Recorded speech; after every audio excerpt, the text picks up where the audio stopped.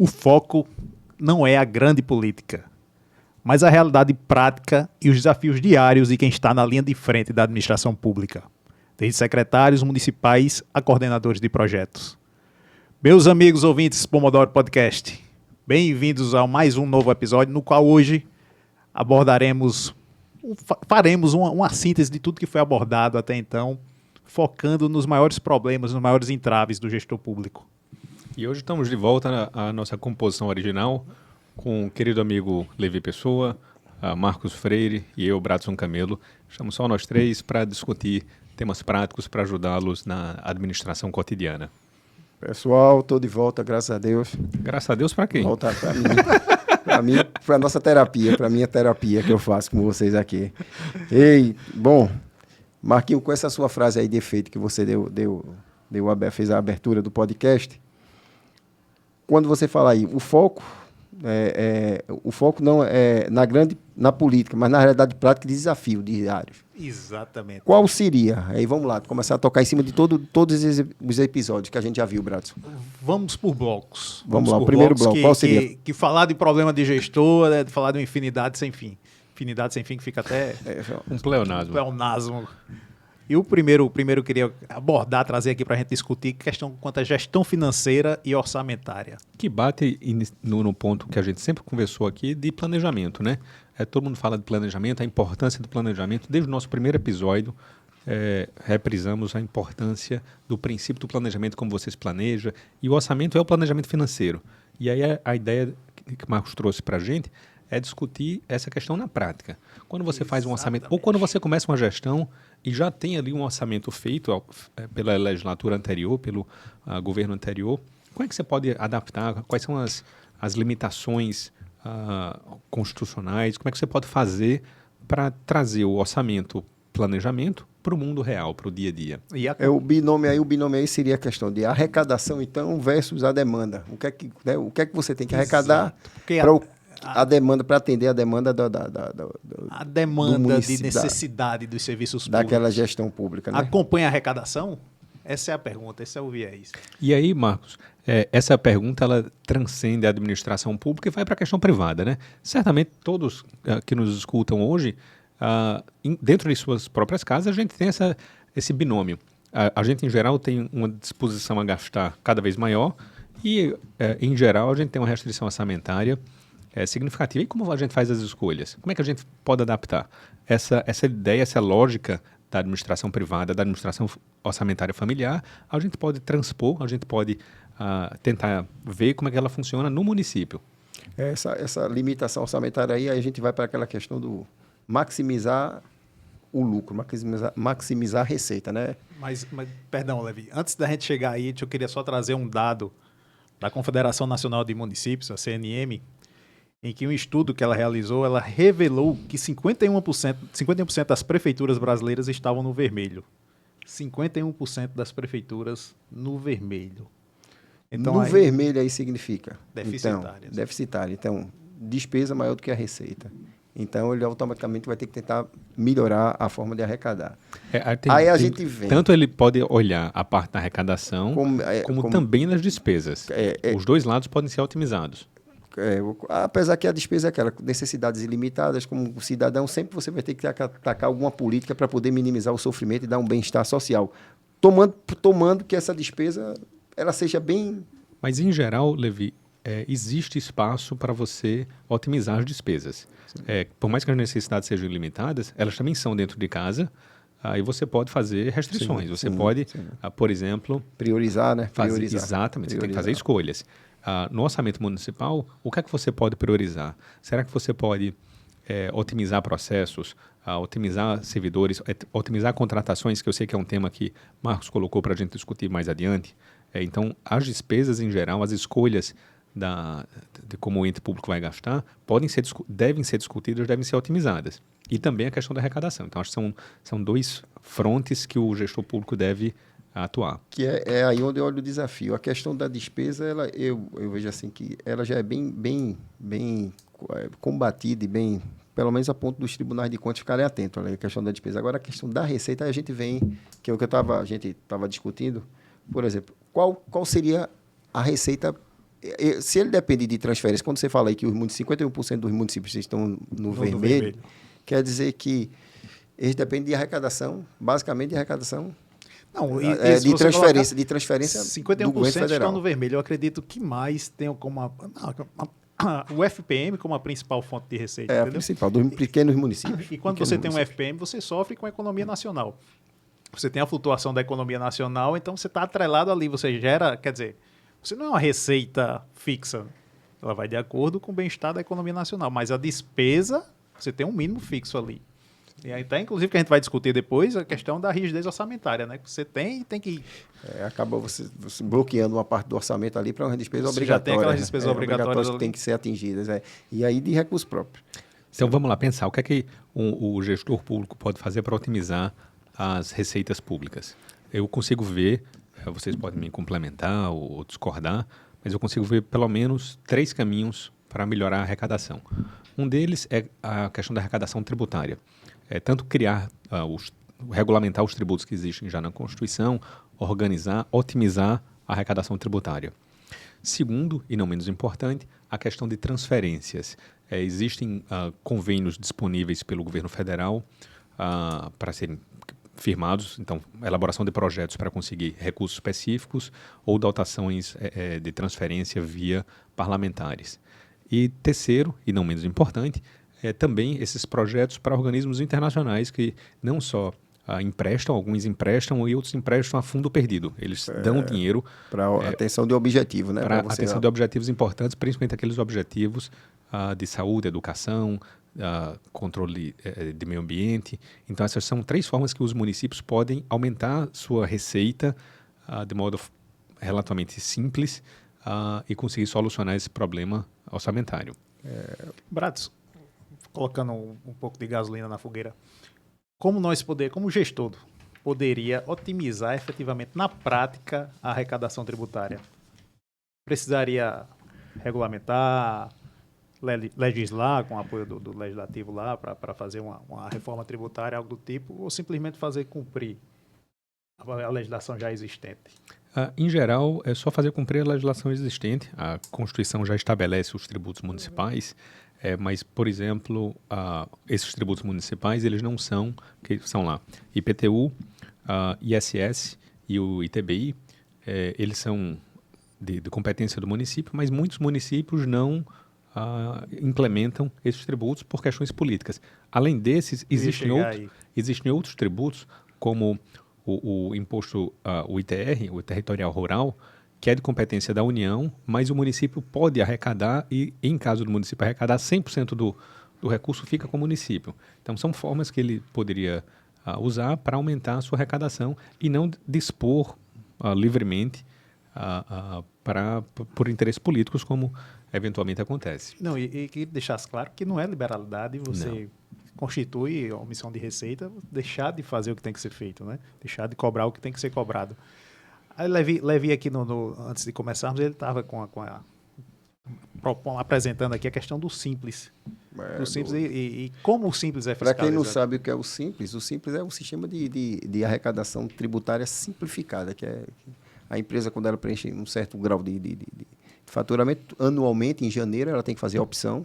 Uma vez feita aquela opção, ele tem que ficar recorrente. Então, qual é a grande questão do Simples? Ela, onde fica instituída a base territorial do Simples, da empresa onde ela estiver sediada, a competência para arrecadar para fiscalizar o Simples é do município. Porque ali está envolvido a receita própria. Está envolvido. E tem a parte de imposto de renda, tem a parte de contribuição social sobre o lucro líquido, tem tudo, mas tem a parte também ali do ISS, do imposto que ele... Então, ficaria a encargo do município ele ter que fazer essa arrecadação. E o que é que eu detecto ao longo desse tempo aí que a gente, pontualmente, é que algumas empresas elas estão sediadas no município, ela emite a nota fiscal por aquele município, para outro município, e na hora de fazer a arrecadação, ela pode cancelar aquela nota, Bratos, ou até mesmo ali no momento que ela for falar, tem uma tal de DAS, que é a declaração de ajuste do Simples, declaração que mensalmente... Aí tem o nomezinho, eu sei que é DAS, eu não me lembro mais o nome da sigla, mas aí que a empresa ela tem que fazer o detalhamento e informar qual foi o lucro. E ali, então, se ela deixar de fazer essa declaração, o que é que ocorre? o município fica penalizado em relação àquele. E você não tem um controle. Então, você ter uma forma de controlar um orçamento grande, no caso da receita, tal qual a despesa, ele às vezes não se esvazia, não é pelos grandes valores, é pelos pequenos, aqueles que você deixa de arrecadar, que ficam orbitando, e o simples eu vejo que é uma delas que as prefeituras meio que não têm um controle sobre qual a base territorial de empresas que são sediadas no município do Simples, vinculadas ao Simples. Esse seria um ponto. O outro ponto que eu traria na questão de captação de recursos, que é isso, é você promover um grupo de servidores, um servidor, dois, sei lá, um grupo de estudo, onde eles busquem captar recursos, seja junto ao governo federal, seja junto, porque você tem que ter bons projetos, Sim. tem que ter um objetivo específico, atender uma finalidade, atender um objeto, porque não adianta você botar um projeto lá dentro que você, de repente, não vai ter. E, assim, especialmente essas entidades parceiras, privadas, né? Muitas, elas financiam, elas têm o recurso a fundo perdido, seja lá de algum fundo que eles já dedicam do orçamento, por questão mesmo daquela questão do ESG, né? De atendimento ao ambiente social e governamental deles atenderem. Então, a gestão pública ela fica meio travada. São poucos os municípios que conseguem buscar esse tipo de recurso. Do ponto de vista municipal, Marcos, eu acho que seria mais uma questão não legislativa, de legislação, da parte como tu perguntou, mais de execução, de você ter ideias e ir atrás de ver as potencialidades e o que é que o município tem ali para ele poder Eu acho melhorar. que o gestor também ele tem que sair da caixa, né? Ele tem que olhar, tem que ter uma visão mais ampla, de trazer recursos, de trazer investimentos, ele tem que procurar melhor. Tem que acabar esse feijão com arroz, de fazer o que tem que ser feito e pronto, acabou. E aquilo ali que a legislação manda, essa visão acho que não cabe mais hoje. Hoje a velocidade que o mundo está hoje, ela não permite você se atrelar a essas amarras do passado, de fazer só o que a lei diz que você deve fazer e você ficar ali. Você pode fazer mais. Você pode trazer investimentos, você pode estimular a economia local e isso agrega valor e traz valor para a sociedade de forma geral, como para o município, até para o próprio gestor, que vai ter com certeza o seu trabalho reconhecido, né? Então, acredito que esse pensamento tem que ser bem mais amplo quando a questão é arrecadar, quando a questão é fazer crescer. Tanto na arrecadação como na questão da despesa.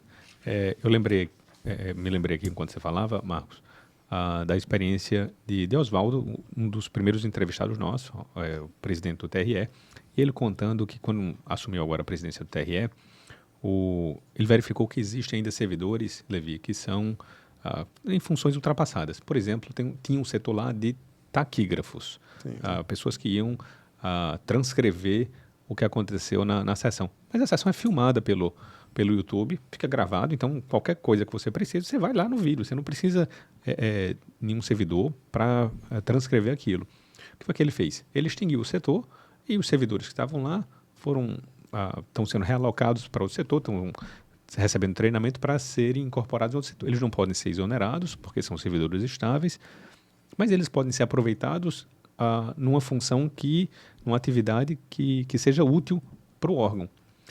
Isso mostra como o gestor que pensa diferente, o gestor que tem vontade de fazer algo, como ele pode sair das amarras do tradicional e tentar, no caso dele específico ali, ele não reduziu a despesa, mas ele otimizou a despesa, porque pegou servidores que estavam subutilizados para uma função onde os servidores poderiam ser mais bem alocados. Isso vale para taquígrafos, mas poderia valer para motoristas, pode valer para sensoristas, enfim, para várias funções que às vezes não tem mais sentido.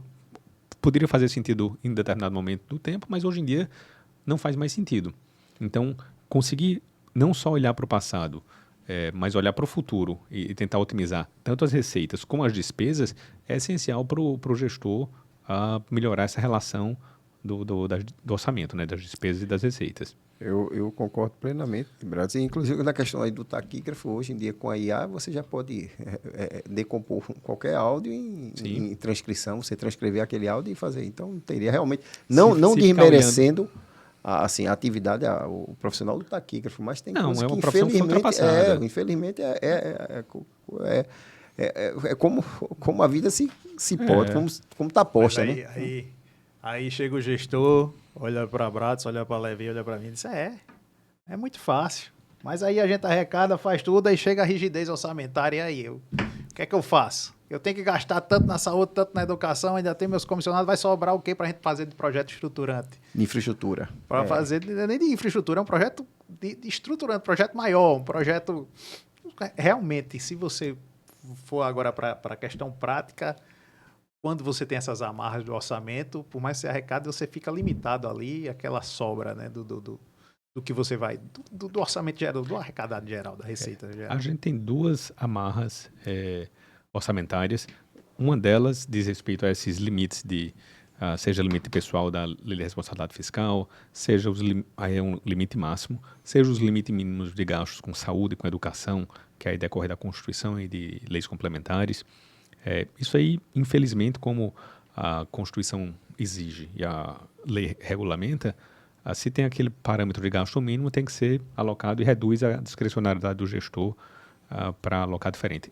Graças a Deus, os tribunais de contas estão começando a analisar não só a quantidade de gasto, mas a eficiência desse gasto, porque você não pode comparar só o gasto com educação, o gasto com saúde, mas sim o que esse gasto gerou de impacto na sociedade. Então, tem esse tipo de restrição e o outro tipo de restrição que a gente pode discutir também, que muitos gestores se deparam, é a gestão legal. Assim, depois que você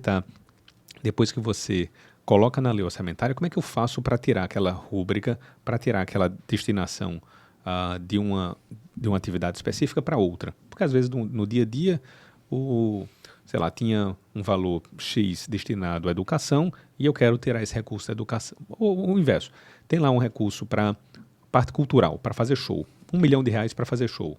Só que aí o prefeito ele decide não gastar com show e quer gastar com educação. Como é que ele faz para tirar do orçamento da parte de cultura para colocar em saúde? Então, isso é uma outra restrição que a rigidez orçamentária traz, que a gente pode discutir aqui. Então, acho que tem esses dois cenários. Fazer essa discussão, a gente obrigatoriamente tem que falar de PPA, de LDO e de LOA, né? Então, exatamente, fazer essa alteração aí no orçamento, às vezes a gente depende do legislativo, né? Às vezes não. Perfeito. Então, vamos começar pela segunda, né? Pela rigidez orçamentária da lei. Isso. Tá. Essa daí é importante porque muitos gestores, eles simplesmente tiram recurso de um setor para o outro, setor no sentido amplo, e a Constituição proíbe. Isso tem lá um princípio da proibição do estorno de receitas. Então, o que está destinado na lei orçamentária ao gestor, ele não pode colocar em outra rubrica. Praticamente em situação nenhuma, só se for dentro da mesma atividade, dentro do mesmo órgão e dentro do mesmo programa. Então, em geral, não pode. Como é que ele fica mais seguro? Se ele fizer um projeto de emenda à lei orçamentária, manda para o legislativo e faz essa alteração. Então, ele cumpre mesmo quando a lei orçamentária permite. Porque sempre a maioria das leis orçamentárias já vem com a porcentagem exata. De crédito suplementar, né? Aquilo dali é só para crédito, assim, aquele crédito suplementar pode ser usado, mas desde que não seja para anulação de despesa de outra área, porque se ele anula uma despesa e coloca para outra, é uma redistribuição, é um remanejamento. Juridicamente é uma tecnia legislativa, né? Porque você coloca uma coisa que não teria, não sei se o nome seria, é a tecnia, né? Tá fora do padrão. Então, né? Aquilo dali é um engano achar que pode anular uma despesa, anular uma dotação orçamentária de uma área para colocar em outra. Uma simples autorização da lei orçamentária. Aquela autorização da lei orçamentária, ela permite o crédito suplementar, mas aí a receita ela tem que ser de um excesso de arrecadação ou um excesso de arrecadação ou superávit de exercício anterior. Se não for essas duas situações, é transposição de recurso. E aí, para fazê-lo, precisa da autorização da Câmara Municipal, precisa da autorização do Legislativo. Por lei específica, né? Por lei específica. Não pode ser um jabuti, que chamam em geral, é tão simples essa autorização. Então, o gestor ele fica mais seguro se ele, quando for alterar a dotação orçamentária, ele faz por lei. Pega um projeto de lei, manda para a Câmara Municipal, e esse projeto de lei, pode parecer óbvio, mas é bom deixar claro, esse projeto de lei tem que sempre ser anterior. Tá? Então, antes de fazer o gasto, percebeu que vai precisar do gasto, faz um projetozinho de lei e manda para a Câmara para evitar problemas depois com o Tribunal de Contas. Tirar uma dúvida aqui. Estado de calamidade pública, estado de emergência, eu posso fazer transposição sem Perfeito. previsão legal? Não pode. Nessas situações extraordinárias, admite o crédito extraordinário, a abertura de crédito, um crédito adicional específico, chama crédito extraordinário, mas a dotação orçamentária, em geral, existe uma rubrica orçamentária chamada para contingências, uma reserva de contingências, e aí você pode tirar da reserva de contingências e colocar... Que já é para esse tipo de situação. Que é para esse tipo de situação. Mas você não pode tirar de outra área, você não pode tirar da educação, ou da saúde, ou da parte administrativa para alterar. Então, abre o crédito extraordinário, anulando a reserva de contingência e colocando para essa atividade nova. Mais do que explicado. E a grande questão aí, Marcos, eu até entendo o que tu está colocando, porque assim, óbvio, se a gente está numa situação de emergência ou de calamidade, a situação... Exato, o interesse é que todo mundo, inclusive a própria legislativa, vai estar sensibilizado com aquela situação. Então, não é uma questão que... Então, assim, enquanto o prefeito também está ali, ou o gestor máximo estiver tomando uma medida, todo o staff dele ali tem que estar correndo para ver justamente amparar ele nessa, de correr atrás de um projeto. E é algo tão simples de fazer. É fato. Em geral, os prefeitos, os gestores públicos dos municípios, eles têm uma boa relação com o parlamento, com a Câmara de Vereadores, então ele consegue otimizar isso rápido e evita uma dor de cabeça numa prestação de contas desnecessária. Agora, se a gente quiser discutir o segundo ponto da rigidez orçamentária, é importante também, que é a questão da disponibilidade de recursos. Em geral, mais de 90% do orçamento é despesa obrigatória de caráter continuado. O gestor ele não tem... Ele gasta muito com pessoal, gasta muito com saúde, com educação, que são despesas obrigatórias, e quando vai olhar no orçamento não sobra nada para esses investimentos, para a questão de estrutura. Mesmo que não seja estruturante, um investimento simples, às vezes já não tem disponibilidade. Exato, e dependendo do porte do município, por mais que sobre, vai sobrar pouco. E aí o que fazer? Em geral, os municípios pequenos eles têm essa dificuldade e eles vão encontrar recursos nos programas federais ou dessas organizações internacionais. Então, buscar fazer projetos para fazer parceria com a União, parceria com o Estado, parceria com o Banco Mundial, com o BIRD, costumam ser as melhores soluções, as soluções mais eficientes, porque dentro do município ele não consegue recursos. Eu acho que a gente falou muito aqui, vale a pena levantar esse tema novamente, é a questão da criação de consórcios, né? Sim. Eu ia tocar nesse ponto, muitos não têm a infraestrutura mínima e o consórcio está ali para ajudar, né? Então, Só relembrando para os ouvintes, consórcio não é aquele que você vai pagar para comprar o carro, não. O consórcio, essa figura jurídica do consórcio, é quando se juntam ali os municípios, os entes, para criar uma outra pessoa jurídica para uma atividade específica. Seria uma cooperativa de municípios. Como uma cooperativa de municípios. Todos ali compartilhando suas dores e em busca de um propósito só. Marcos, a gente já tocou também no podcast aqui, em outros episódios, em outros podcasts que a gente gravou, a questão do benefício do consórcio. E aí com o consórcio você consegue a questão, inclusive nessa questão no que eu estava falando, tanto de você otimizar a base do simples, como também de você ratear despesas, né? Certos tipos de despesas, fazer o rateio. A semana passada, eu tive uma curiosidade, teve uma auditoria no Espírito Santo, aí falando aqui rapidinho, que é a questão de avaliação de políticas públicas. Os tribunais estão caminhando para criar unidades de avaliação de políticas públicas. Isso não é um modismo, é uma tendência. Piauí já foi, o Espírito Santo também instituiu, agora, em 2024, Piauí instituiu lá a lei orgânica deles, já instituindo unidades de avaliação de políticas públicas. E aí, numa dessa do Espírito Santo, eles avaliaram a gestão da questão daquela COSIP, da contribuição de iluminação pública, que é uma que é meio assim, é um tipo de contribuição que é própria do município, o município arrecada e ela é mal destinada. E eles viram que, engraçado, só para poder citar um ponto, quem tiver curiosidade, no relatório lá da auditoria, cita um ponto onde ali é uma ineficiência da forma como é distribuído às empresas que prestam esse serviço de manutenção da iluminação pública. E aí me chamou a atenção que o governo federal, pela ANEEL, tem um órgãozinho que faz, até rapidinho, só para eu concluir meu raciocínio, senão a gente estende o momento pomodoro só para eu falar sobre esse... Não, atenda não. Diga que está ocupado, a gente o momento Pomodoro é 2 minutinhos. Bratos, e aí só para eu fechar o meu raciocínio aqui, o que é que ocorreu nessa auditoria que foi interessante? Eles viram que as empresas que prestavam esse tipo de serviço de manutenção, ela atuava, a mesma empresa atuava em vários municípios. Ou seja, ela rateia o custo dela para dar aquela manutenção em vários municípios.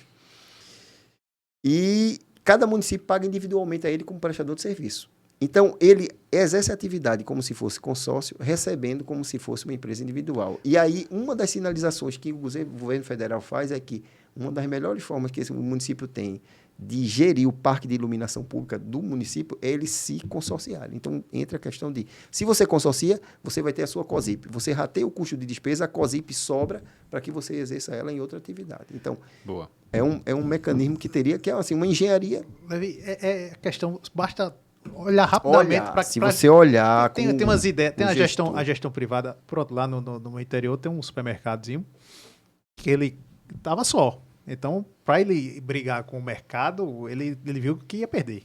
Aí o que foi que fizeram? Criaram uma rede de supermercados.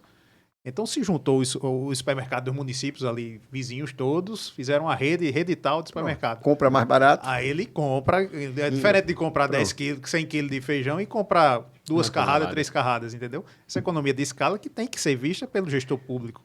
Então quando você faz o consórcio, você tem um município que vai comprar 15 carteiras para a escola, 15 carteiras escolares e passa a comprar 1.000, 2.000, que é para o consórcio todo, vai ser uma negociação só.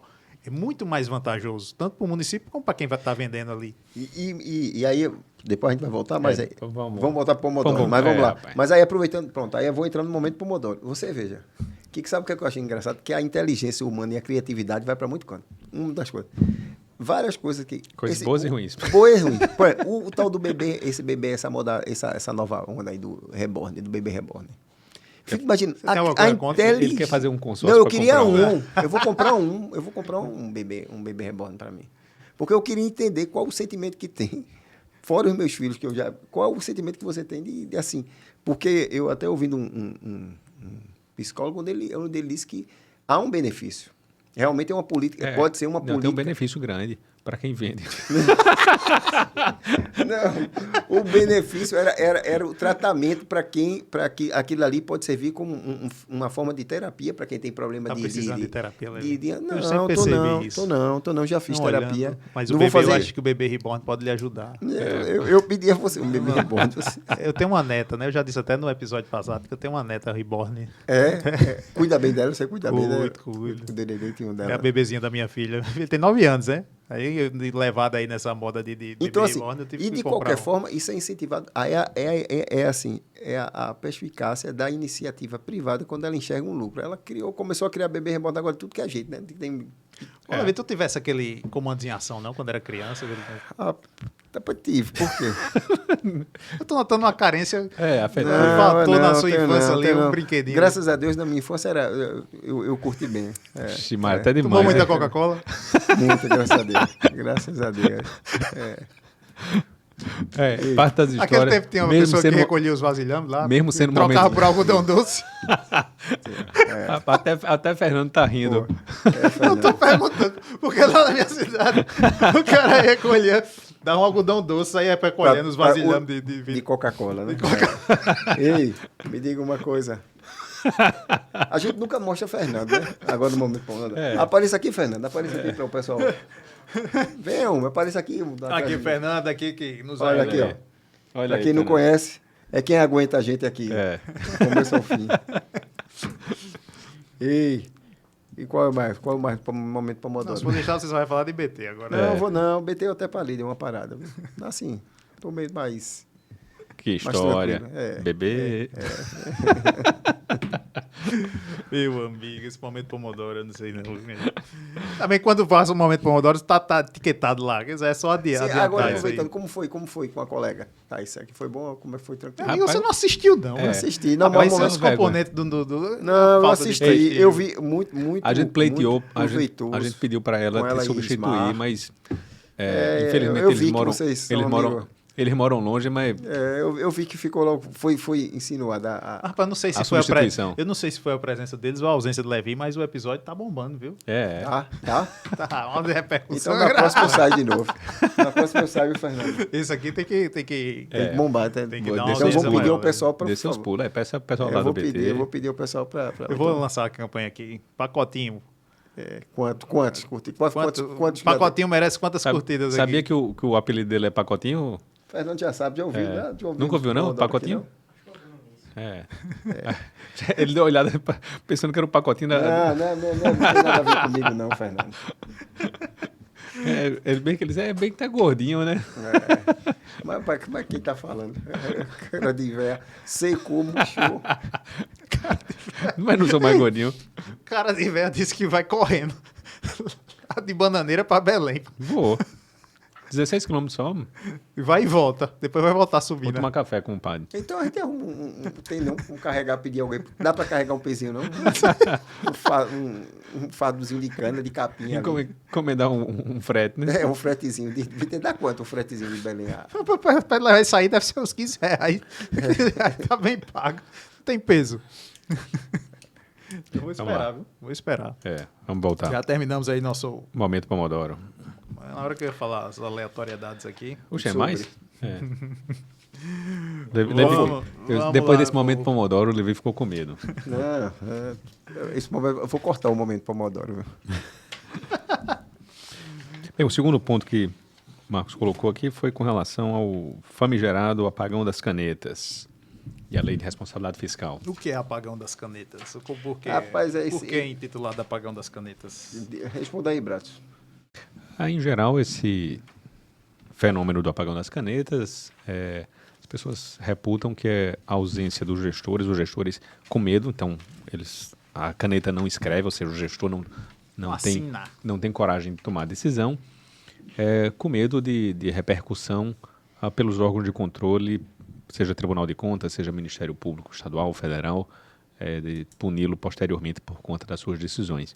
E aí, a questão que até faz a transição é a questão da, por exemplo, a lei de responsabilidade fiscal. As consequências que o gestor pode sofrer por decisões de tribunais de contas ou Ministério Público, e aí muitas vezes ele deixa de fazer o que deve ser feito por medo dessa punição, ultrapassar limite pessoal, não cumprir aqueles requisitos da rigidez orçamentária.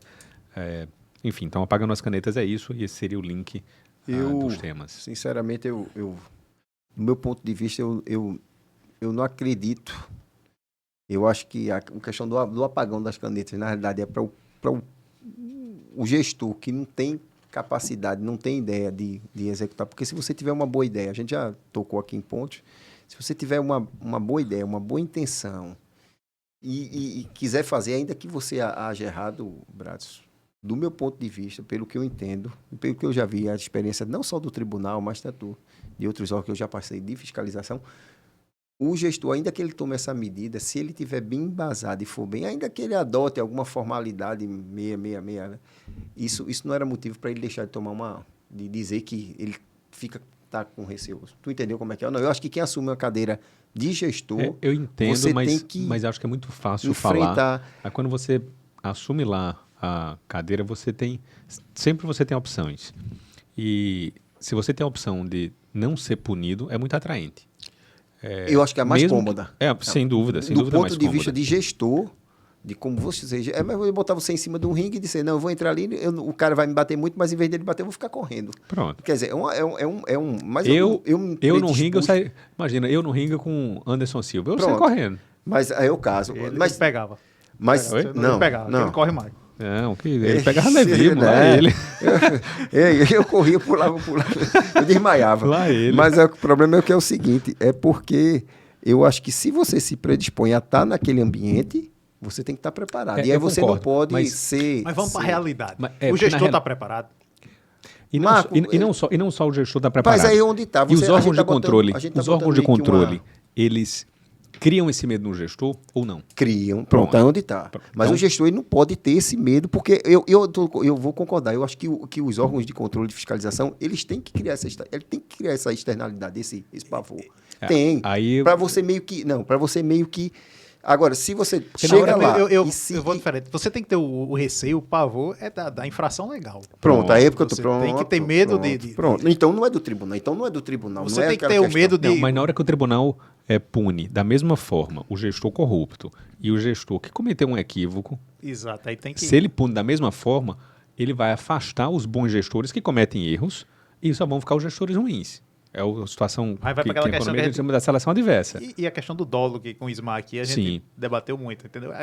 Se o você, dolo... se sim. você mistura o dolo Mas aí- com a culpa leve, e eu já mas- vi na prática várias situações que o gestor não tinha feito Olha. nada de errado, apenas Há auditorias e auditorias, há pareceres e há fiscalizações e há fiscalizações. Se você encontra um fato e se você se aprofunda na análise dele ao longo daquela instrução, ao longo daquela fiscalização, seja até no inquérito policial, você vai identificar até que certo ponto o cara cometeu.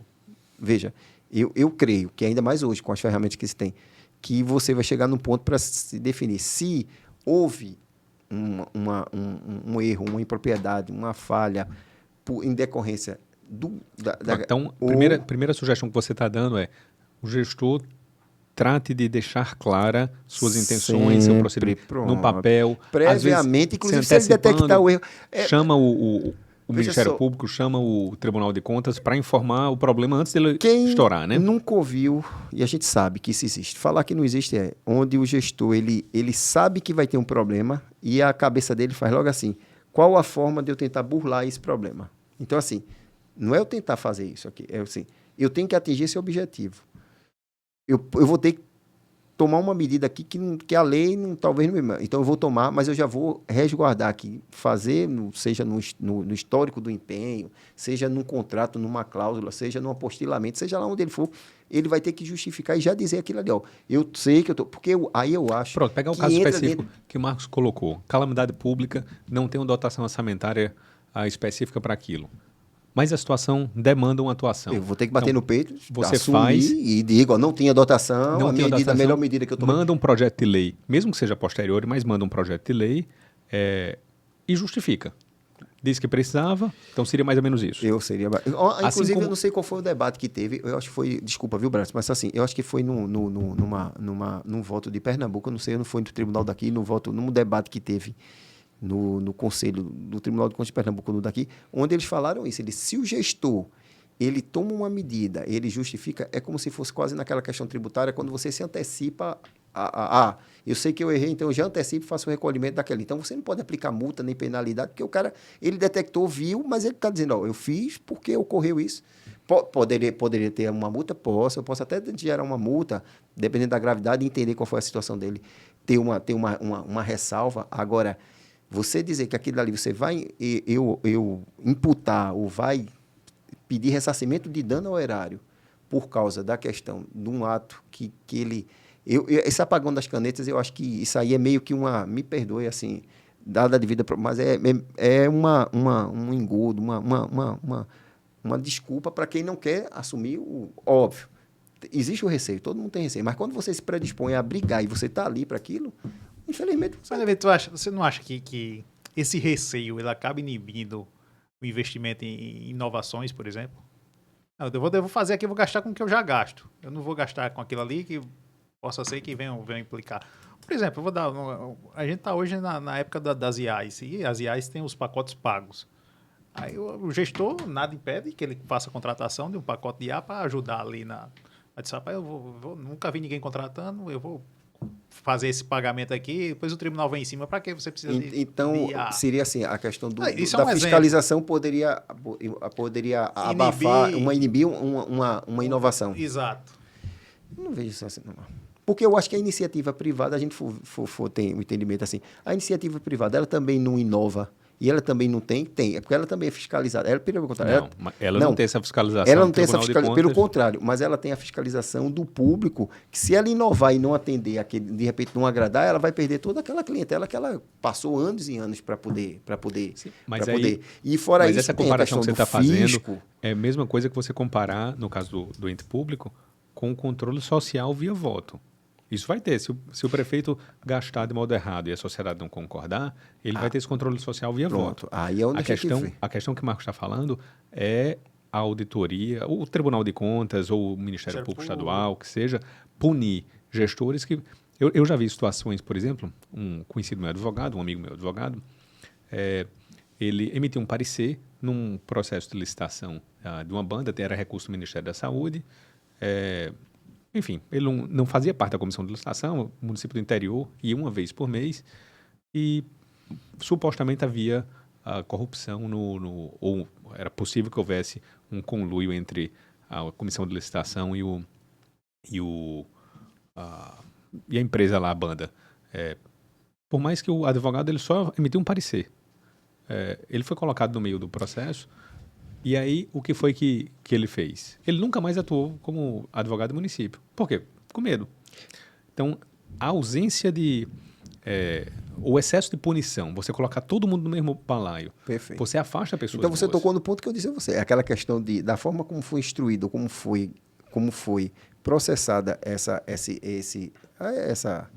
o processo aí desse caso que você está contando. Ele foi mal, ele não chegou. Porque se você chega no momento que você joga todo mundo no mesmo bolo, você não está dando. Você Mas não o processo, tá vendo. o processo foi mal instruído pelo Ministério Público. Pronto. Do mesmo jeito que acontece no Tribunal de Contas. É o que eu digo. Então, isso... O judiciário, inclusive, também há inquérito Mas policial. então você está concordando com a gente dizendo que esse tipo de coisa gera um apagão das canetas. Pronto. Gera, mas não deveria gerar para a pessoa que... no meu entendimento, assim, não deveria gerar a partir do momento que eu me predisponho a estar naquele cargo, eu sei que eu vou ter que assumir. Agora, eu preciso, aquela velha história, eu preciso, sabendo, no momento que se eu estou fazendo a coisa toda correta, andando ali e esquadreando aquilo, e vejo que em algum momento eu vou sair, eu registro aquilo. Às vezes, eu pergunto até assim, em várias auditorias, quando eu chego, eu sei, vocês viram isso? Viu? E por que vocês não narraram? Não, porque a gente ficou com medo que o tribunal... Mas aí você é pior, porque aí, no momento que eu detectar, eu vou achar, aí eu vou ficar com uma dúvida. Será que ele sabia mesmo que isso ocorreu ou ele só está falando agora porque eu descobri? Tu entendeu, Marco? Veja aqui que você cria um sentimento meio que... E aí você gera dúvida em quem estiver julgando ou fiscalizando. Porque eu vou dizer, será que realmente teve a intenção de esconder ou ele está querendo... Ou ele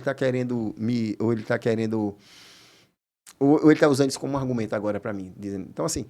Eu tenho um ponto... Se eu fosse gestor, eu diria, não, seja lá o que for, não, a gente assuma, vamos assumir, vamos colocar no papel e vamos esperar para ver o que é. Se vier, eu vou dizer, olha, eu me antecipei, eu mostrei para vocês qual foi o problema. Eu creio, aí é o que eu vou lhe dizer, seria muita falta de sensibilidade de quem estivesse julgando e quem tivesse, se a pessoa não entender, porque ninguém vai constituir prova a seu favor, isso é uma defesa... Até para a gente pular para o próximo tema, eu acho que isso aí é falta de convicção, de segurança. Pronto, é falta isso. De equipe técnica. Perfeito, Marco, é aí que eu então estou vamos botando. resolver, me dê segurança para fazer o que eu quero fazer.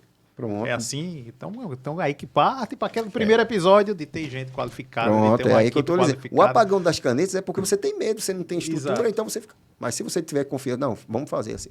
Exatamente. Mas deu errado, sim, mas eu assumi aqui, já diagnostiquei que deu errado, vi o que deu errado e vou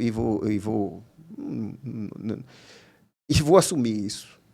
É tanto que esse texto apagão das canetas, quando diz, não, mas é porque eu não sou... Bom, do meu ponto de vista, eu não entendo isso aí como uma fragilidade, uma sensibilidade do gestor, não.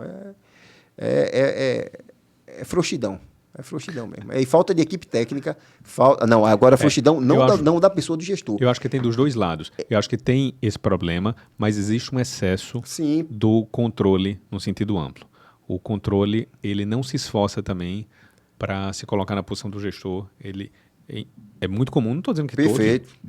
E aí muitos... eu vou dizer, do mesmo jeito que eu estou falando aí, a gente for ver, o controle, se ele se colocar dessa forma, Bratos, bom, do meu ponto de vista é que eu acho que ele também vai estar dando tiro no pé. Porque se ele também se mostra muito rígido para tudo, chega no momento que... Mas é o que acontece.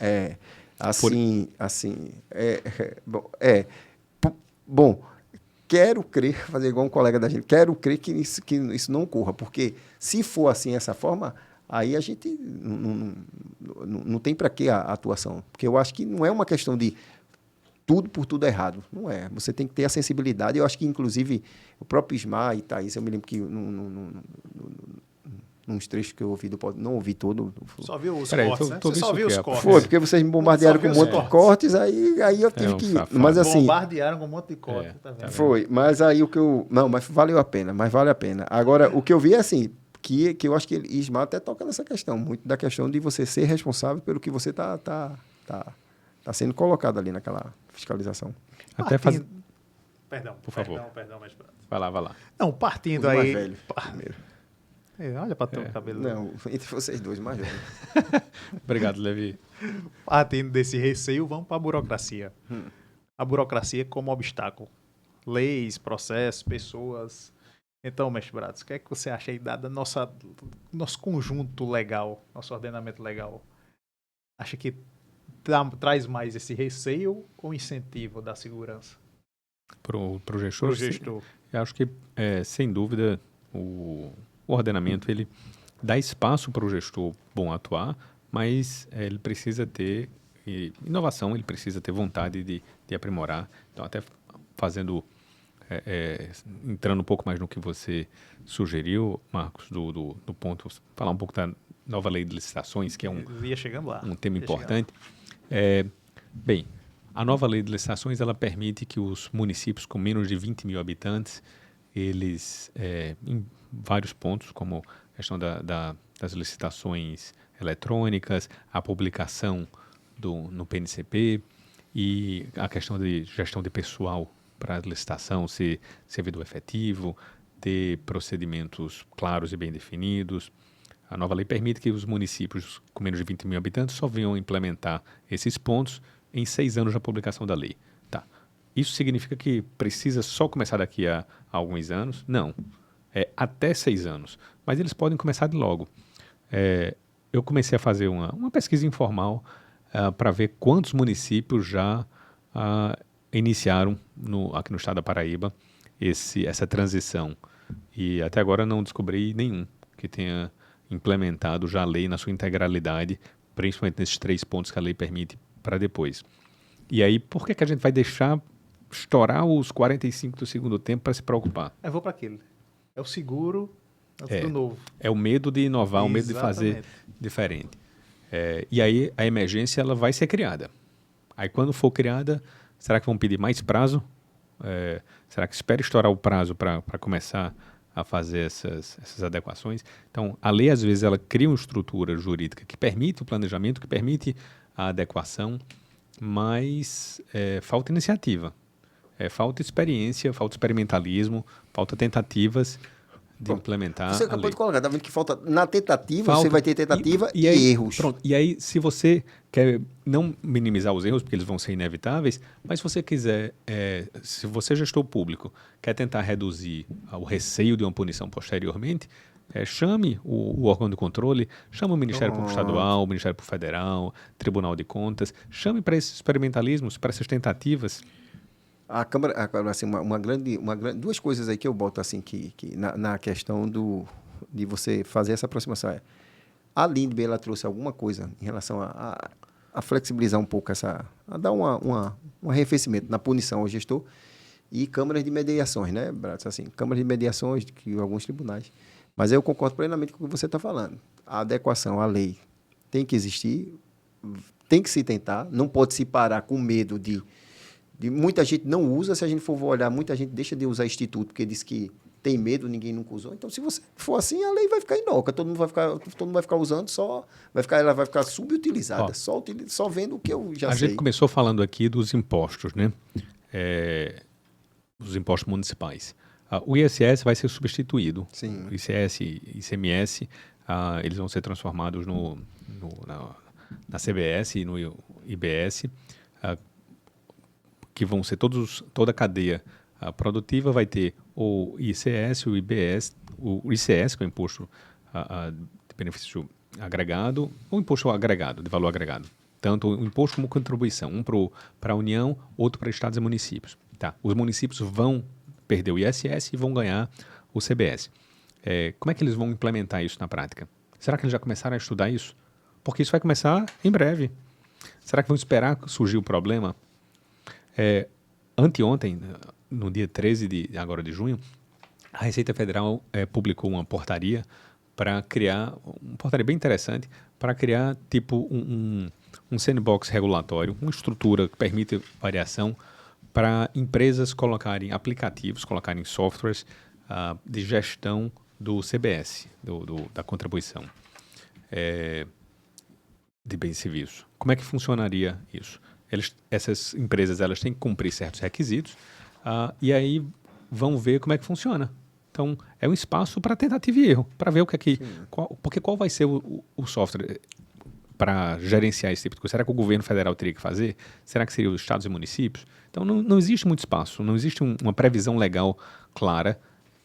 Então, o governo se antecipou e criou esse sandbox regulatório aí. Não é bem tecnicamente um sandbox regulatório, mas é como se fosse um espaço ali para tentativas e erros, controlado, acompanhado pela Receita Federal, para ver o que funciona melhor para cada tipo de necessidade desse novo tipo de tributação, que ainda não está implementado.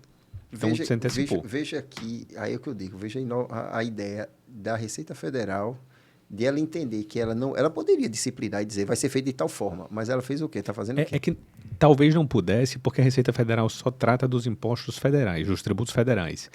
Como o tributo seria estadual e municipal, poderia ter uma discussão aí de competência, se eles poderiam... Mas, de qualquer forma, ela se aproximou lá do setor privado para poder entender e se apropriar de alguma tecnologia deles ali para poder melhorar a fiscalização, a performance, saber como é que vai ser. Então, veja, isso é assim... Aí a gente vem, será que essa aproximação da Receita Federal com certas empresas ali, supondo que eu fosse um auditor federal, o cara poderia alegar assim, há um conflito de interesse, porque a Receita Federal está se aproximando de empresas e essas empresas, quer queira que não, são jurisdicionadas da Receita Federal. Mas veja, ela desce ali, vai conversar, vai de vários órgãos. Então, assim, vários órgãos se aproximam da iniciativa privada e de quem está fiscalizando para poder entender. Qual é o foco mesmo da gente? Que eu Gestão pública. Não, mas foi sobre a questão pública. do... Levi parece Ariano Suassuna. Ariano Suassuna que tem essa mania. Ele saia dou falando, foco, não sei o que. Eu já pensei em outra coisa agora. Ariano Suassuna dizia que quando era mais novo ele se perdia, mas conseguia voltar. Mas depois de certa idade ele não conseguia mais voltar. Pronto, eu tô nessa idade. Já chegou nessa idade. Não conseguindo mais voltar, não. Você tá lembrando do carro do algodão doce. Que ia recolher o vasilhame. Tem Coca-Cola. Acho que o vasilhame ficou preso na cabeça dele. Eu me perdi. Não é nem o momento Pomodoro. A gente foi pro momento Pomodoro, não é, né? Mas bom. Qual é o próximo tópico, Marquinhos? Pessoal, vamos falar agora de um tema que é bem atual. E hoje, a pressão política... Vamos pular agora do contribuinte, do cidadão. Hoje é mais fácil o contribuinte cobrar e escandalizar os problemas da prefeitura através das redes sociais da prefeitura, dos órgãos públicos, né?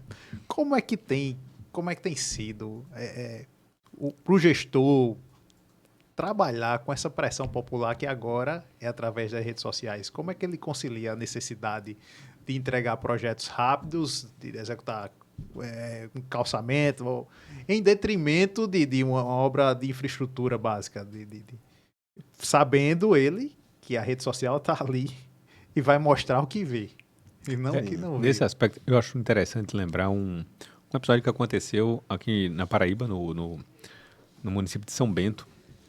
O então prefeito, Jacques Lúcio, ele, no começo da sua gestão, decidiu fazer um carnaval na cidade.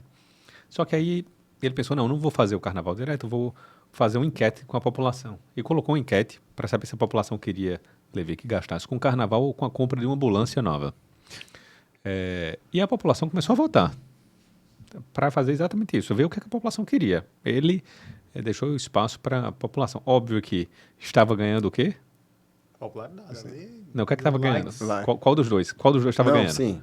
Carnaval ou Carnaval. ambulância? Carnaval. Carnaval estava ganhando. Carnaval. Aí saiu na imprensa nacional isso daí, porque absurdo. E aí, quando estava ganhando o Carnaval, o pessoal começou a votar. Eu suspeito que fora da cidade, mas não sei. Sei que o resultado final foi a ambulância ganhou. E aí ele terminou fazendo a escolha lá pela compra da ambulância e não fez o Carnaval. Mas aí isso gera uma reflexão interessante, que é o quanto o gestor deve respeitar ou deve seguir o que as redes sociais dizem. Porque, sem dúvida, o gestor ele deve seguir o que a população quer. A questão da legitimidade. Ele está ali representando a sociedade. Se a sociedade decide uma coisa ou outra, tem que ser escolhido aquilo. Mas, como você muito bem colocou, Marcos, isso é um tipo de controle social, um tipo de acompanhamento que a gente não tinha antes e que a gente sofre deve contextualizar para cada situação, né? Até onde deve ir. Exato. Tudo hoje é mais imediatista, né? Tudo tem que ser rápido na velocidade que tem. Tanto é que hoje é tudo mais rápido. O que é moda hoje, amanhã não é. O que é necessidade hoje, amanhã não é. Aliás, é questão de horas. A notícia hoje, o que é notícia... É muito, muito rápido. Entendeu? Muito rápido. Então, assim, você como gestor, às vezes eu até nessa situação aí, a sociedade não sabe nem o que ela quer. Que ela vota ali eu acredito que quem ia ganhar seria o Carnaval, naturalmente, porque o pessoal quer festa, quer... Mas aí quando você precisa... A gente não quer só comida, a gente quer exato. comida, Quando você diversão e precisa... água. Não. Quando seu parente lá está Naquele necessitando momento da ambulância ali... Por isso que eu falei Carnaval, mas eu digo, mas naquele momento quem tem um parente doente, com certeza diria voltar à ambulância. Pronto. Aí o gestor tem que ter essa consciência e nem sempre passar para a enquete. Quando ele tem que avaliar a real necessidade. A enquete pode ser um termômetro, eu não acho que não deve ser um fim. Ela pode ser um termômetro para você ter uma... É interessante fazer uma enquete porque ele deixa para a população escolher. Perfeito.